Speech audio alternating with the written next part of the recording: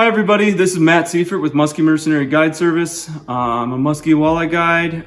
I am at Musky Mayhem Tackle today. Brad got a new boat and we want to do a video for you guys showing you how we mount the mega imaging for the Hummingbird side imaging.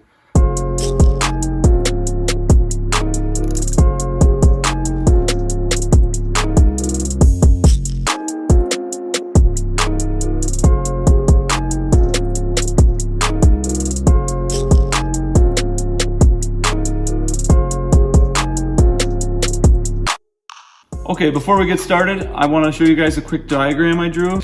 I did three. One's too low, one's too high, and one's perfect. The too low here, we have water traveling along the hull of the boat. It hits the transducer, and by the transducer being too low, you get a lot of water pressure here, and there'll be a bubble trail underneath the transducer, which will really impede your view of your mega imaging. This is the most common problem I see with other boats that are rigged, and a lot of times the back of this transducer will be pointed up in the air, which makes it twice as bad. And then you might as well be running a 10-year-old graph at that point. So, and if without a step boat, you're going to get a rooster tail. Then there's the too high. This also happens on a few boats, and these guys are getting great pictures at slow speed. But by the water traveling along their boat, as soon as they're faster than trolling motor speed, up to maybe 2-3 miles an hour, they don't have an image. So they're running blind as soon as they're on plane, which is really not using it to its full potential, because with reading it at that speed, the Hummingbird mega imaging will give you rock piles, auto chart live up to 40 miles an hour. And to get that, you have to have it this way. We have the water plane coming through here. It's going to hit the bottom front edge of this transducer. We want that water to come right along the bottom of the boat, barely touch the transducer, and then what we do is angle the bottom of the transducer down to get a nice pressure on the water, and the water will have a smooth transition here. You won't get a rooster tail from it. You'll have zero bubbles. You get a beautiful picture from trolling motor speed all the way up to 45 miles an hour. All right, let's get started. So here's our tools that we have. It's a fairly simple process, not a lot of things needed. We got 7 simple things here: marine grade silicone, 2 1/2-inch wrenches. We have a 5/32 drill bit, our 5/16 driver for the bolts, and if you would like, this is optional, if you have a fiberglass boat, you're worried about it chipping, just hit it with the countersink. Drill your hole with your 5/32, hit it with the countersink, widen it out a little bit, and then when that screw starts into the fiberglass, it will not chip. This is optional if you're not comfortable eyeing up the transducer, which we'll show you in a minute here. Throw a straight edge on the bottom of the boat, and this is just a 2-foot straight edge. We'll kind of show you how that water is going to travel along the bottom of the boat and hit the front of the transducer. All right, you guys, this is the part that's the most crucial part. You need to line this part of the boat, this part of the transducer, flush with the bottom of the hull. So I usually drop it 1/16 below the hull. So if my water displacement's coming down the hull here, I line this up perfectly in line. You guys can see that. So this is perfectly in line with the boat, like that. And by pushing this downwards, which we talked about on the diagram, the water's going to push perfectly smooth on this, no bubbles. Water will transition into the front of this transducer perfectly. And this is the problem everyone else has. They have them too high, they have them too low. You get your bubble trail here, which distorts your view. Here you got nothing when you're on plane. It'll work when you're going very slow, but here, right at that, I'll lift this up so you guys can see as we travel down the hull of this boat. That's perfectly lined up. I'll drop it down just a 16th, and that's my height. It's that simple. So I hope everybody can see it, but I'm gonna try to, with the camera here, I'm gonna try to line this up perfectly, and that's gonna get me pretty close. And I just touch it quick about the center. Just give her a little mark there. I don't worry about going up and down too much because I'm already lined up perfectly. So that was an easy mark. I got those 3 holes there. I'm going to finish drilling those out. We'll silicone those up. Hit that with our marine grade silicone.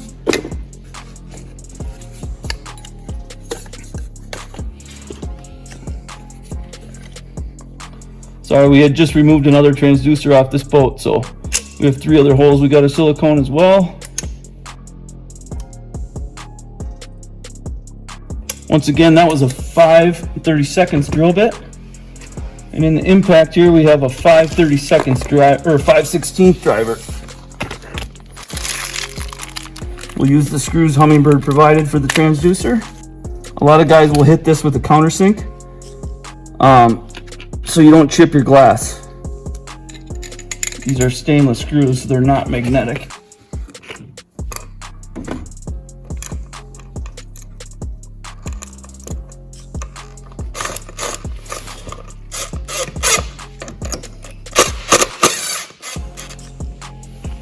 And I'll just barely tighten that, just enough to hold it so we can make our final adjustments there.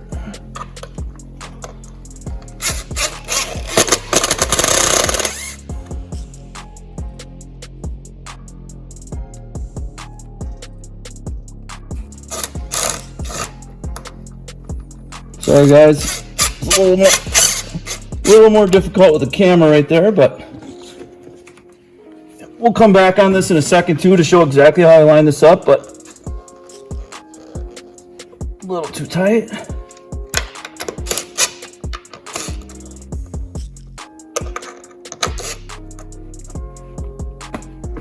Now this is the part that's the most crucial.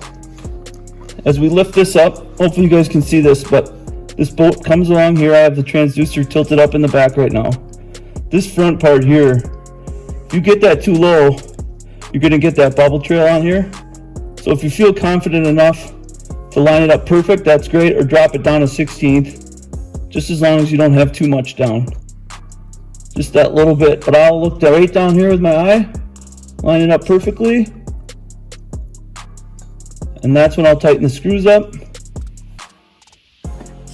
Normally I would be directly in front of it, but we have a camera there, so I'm just gonna tap this a little bit and see if it's level left and right this way.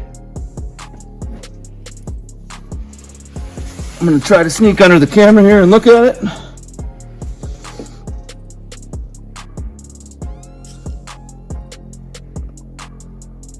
And just by standing back here, and I'll step back behind this quick, right after I screw these tight, and double check it. Best way is just to stand back 10 feet and you can see, okay, this thing, the boat's a little bit off kilter, this thing looks lined up. Just get your head back 5 to 10 feet and it'll show itself plain as day what you need to do. And we can tighten this downward angle down after we look. But right now I'm gonna step back, make sure it's level left and right, and then we can finish up tightening it up. Here we are under the boat. I grabbed a straight edge here. I'm just gonna kind of show you what I was eyeing along. I don't know, I hope you guys can see that in the video, but we're trying to get this water coming smoothly through here. You can see me, I'm on the side of the boat. I hit my transducer, look what happens. I got it about a 32nd below the hull. And now with the water coming in, I don't want any bubbles coming along this. So we're just gonna angle this down just about, I'd say, a good 1/4 inch to 3/8 out of level. And that water will have a perfect smooth transition. This will smoothly push the water down, no rooster tail, nothing like that. And that will give you the ultimate clearest picture you can get with the Hummingbird. Most transducers I see are like this, and guys can't see anything. Level's okay, this is where you want to be. And this is the Gen 3 Mega. Well, I hope everyone enjoyed this video and it helps you set your boat up.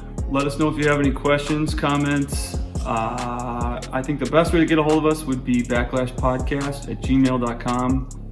Team Rhino, Musky Mayhem Tackle on Instagram or Facebook. Either way works. Let us know what you think. We can do another video on how to read the graph, how to set up an aluminum boat, whatever works for you guys. Yeah, we'd appreciate the feedback and I hope you enjoyed the video.